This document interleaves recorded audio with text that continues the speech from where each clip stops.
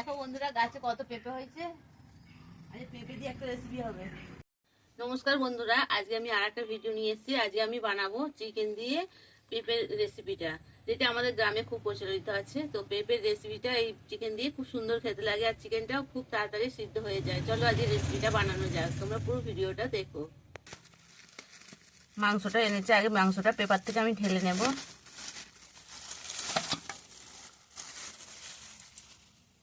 মাংসটা এখন ধুয়ে পরিষ্কার করে আনি। দেখো বন্ধুরা, এই পেঁপেটা আমি নিয়েছি মাংসের রেসিপিটা বানাবার জন্যে। আমাদের গ্রামে যে রেসিপিটা হয় সেটাই আজকে তোমাদের দেখাবো।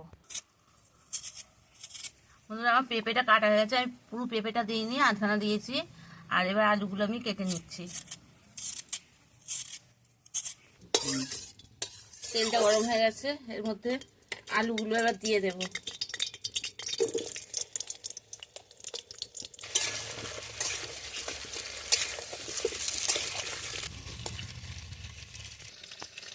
বন্ধুরা, ওদিকে আলুটা ভাজা হচ্ছে, আমি ততক্ষণ এদিকে মশলাটা বেটে নেবো। প্রথমে আদাটা আমি বেটে নেবো।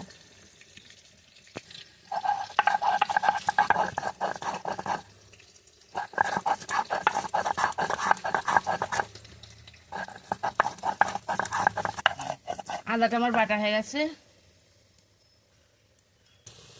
আলুটা বন্ধুরা আমার ভাজা হয়ে গেছে, দেখো লাল লাল করে আমি ভেজে নিয়েছি। আলুটা আমি তুলে ফেলবো।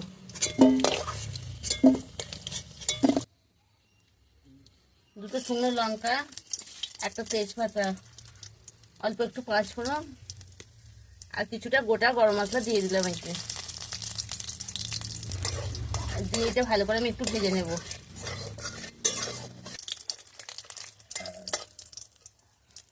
দেখো এগুলো ভাজা হয়ে গেছে আমার। এবার এর মধ্যে আমি পেঁয়াজটা দিয়ে দেব। পেঁয়াজটা একটু ভালো করে আমি লাল করে ভেজে নেব। বন্ধুরা, আমি রসুনটা বেটে নেব। আদাটা বাটা হয়ে গেছে, ওদিকে ততক্ষণ পেঁয়াজটা বাটা ভাজা হচ্ছে, ততক্ষণ এটা আমি বেটে নিই।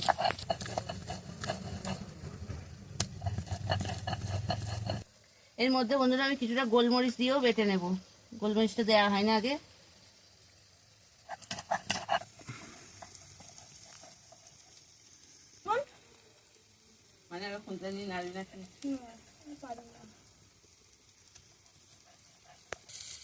আমার রসুন বাটা হয়ে গেছে বন্ধুরা, এবার তুলে ফেলবো রসুনটা। দেখো পেঁয়াজটা আমার মোটামুটি ভাজাই হয়ে গেছে, আর হালকা আর একটু বাদামি কালার করবো। এর মধ্যে আমি আদা বাটাটা এবার দিয়ে দেবো বন্ধুরা। দেখো পেঁয়াজটা ভাজা হয়ে গেছে, আদাটা একটু ভালো করে ভেজে নিই।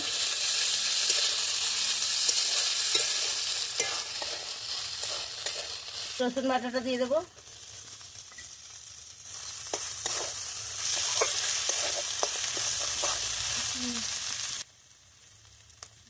এবার টমেটোগুলো দিয়ে দেবো এর মধ্যে। এবার এর মধ্যে আমি পেঁপেগুলোকে দিয়ে দেবো। পেঁপেগুলো বন্ধুরা আমি ভাজবো না বেশি, এর সাথে যতটা কষা হবে ওইভাবেই কষে নেবো। এর মধ্যে মাংসটা দিয়ে দেবো।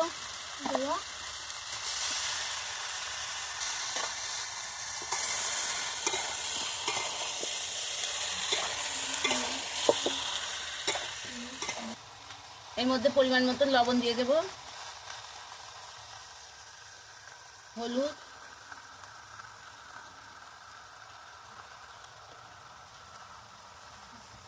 ধনে গুঁড়ো, জিরে গুঁড়ো, স্বাদ মতন একটু চিনি দিয়ে দেবো।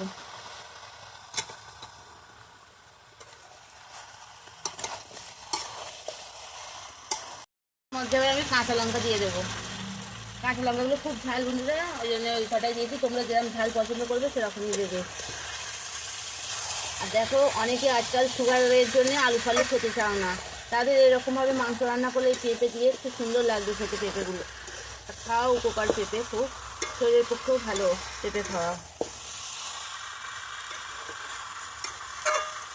এর টেস্টটাই আলাদা হয়ে যায় বন্ধুরা। এই পেঁপে যে মাংসতে দিলাম, টেস্টটা খুব সুন্দর আসে। আবার তোমরা চিন্তা করো বন্ধুরা, এরকম কাঠের জালে রান্না, শিলনোড়ায় বাটনা বাটা, আর এই পেঁপে দিয়ে খুব সুন্দর তরকারিটা খেতে লাগে। এইভাবে যদি করতে পারো, ঠিক আদিবাসীরাও খানিকটা এই ধরনের এইভাবেই রান্না করে। আমি ওদের থেকেই দেখে আমার খানিকটা শেখা, যদিও ওই আদিবাসীদের দেখে। আর ওইভাবে রান্নাটা করলে খুব দারুণ খেতে লাগে, সেই জন্যে আমি ওইভাবে রান্নাটা তোমাদের সামনে দিয়ে করে দেখালাম। তো তোমাদের কিরম লাগলে তোমরা অবশ্যই বলবে পুরো ভিডিওটা দেখে।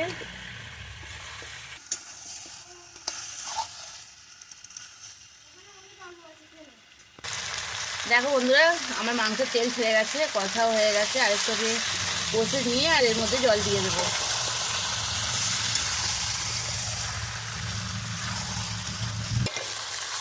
এবার এর মধ্যে আমি আলুগুলো দিয়ে দেবো বন্ধুরা।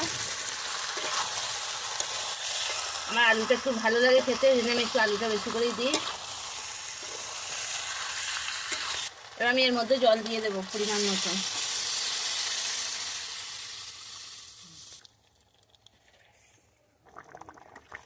দেখো বন্ধুরা, আমার রান্নাটা হয়ে গেছে। এবার আমি ঢেলে ফেলবো।